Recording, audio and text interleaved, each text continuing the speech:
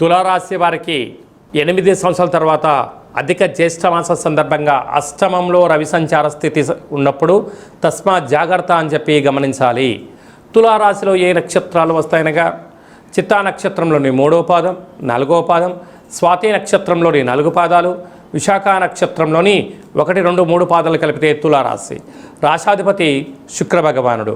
వీరికి పంచమ స్థానంలో రాహు సంచార స్థితి, రుణరోగ శత్రుస్థానంలో శని భగవాను సంచార స్థితి ఉన్నప్పుడు దయచేసి మానసికమైన వేదన, ఆందోళన, నిత్యము ఏదో అగ్నిభయం, చోరభయం, మృత్యుభయం, అపమృత్యుతో మీరు విలవిలలాడుతూ ఉంటారు, అభద్రతాభావంతో ఉంటారు. కనుక వీలైనంత వరకు మౌనము, ధ్యానము, ఏకాగ్రత, మెడిటేషన్ అవసరమని చెప్పి కూడా గుర్తుపెట్టుకోగలగాలి. అలా విశేషంగా భాగ్యస్థానంలో సప్తమ స్థానంలో కుజుడు సంచారం చేస్తూ ఉండగా భాగ్యంలో బుధ శుక్ర సంచార స్థితి ఉన్నాయి.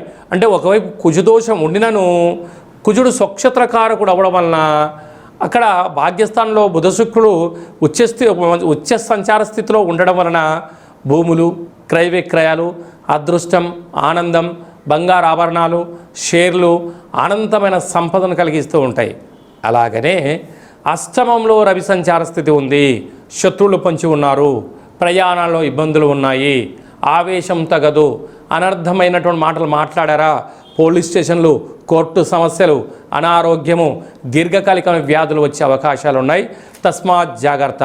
అలాగా రాజ్యస్థానంలో విశేషంగా దేవగురు బృహస్పతి ఉచ్చస్థితిలో సంచారం చేస్తున్నప్పుడు గట్టిగా ప్రయత్నం చేస్తే ఉద్యోగము, ప్రమోషను, అదృష్టము మీ సొంతమవుతుంది. ఈ ఆదివారం అమావాస్య సందర్భంగా సోమవారం అమావాస్య సందర్భంగా కూష్మాండ దీపాన్ని వెలిగించి అందులో నవధాన్యములను వేసి అందులో బొబ్బలను నైవేద్యంగా పెట్టి ఎవరికైనా మీరు దానం చేయగలిగినట్లయితే సకల దోషం తొలగుతుందని చెప్పి గమనించాలి. అలాగే మీ వ్యక్తిగత జాతకం తెలుసుకోవాలనుకుంటున్నారా?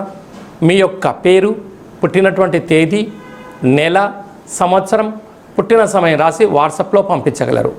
100 సంవత్సరాల జాతకాన్ని రాసి పంపించి మీరు పుట్టినప్పుడు గ్రహ గమనాలు ఎలా ఉన్నాయి, ప్రస్తుత కాలం ఎలా ఉంటున్నాయి, భవిష్యత్తులో ఎలా ఉండబోతున్నాయో సవివరంగా సంపూర్ణంగా తెలియజేయడం జరుగుతుందని చెప్పి గమనించాలి. డేటా బర్త్లు లేనటువంటి వారికి పేరు యొక్క మొదటి అక్షరాన్ని అనుసరిస్తూ రాసే స్థితిగతులు తెలియచేస్తూ రమణ శాస్త్రం ద్వారా అనగా గవళ ద్వారా భూత, భవిష్యత్, వర్తమానాన్ని తెలియజేయడం జరుగుతుంది. ఈ కింది నెంబర్ని అపాయింట్మెంట్ తీసుకొని సంప్రదించగలరు.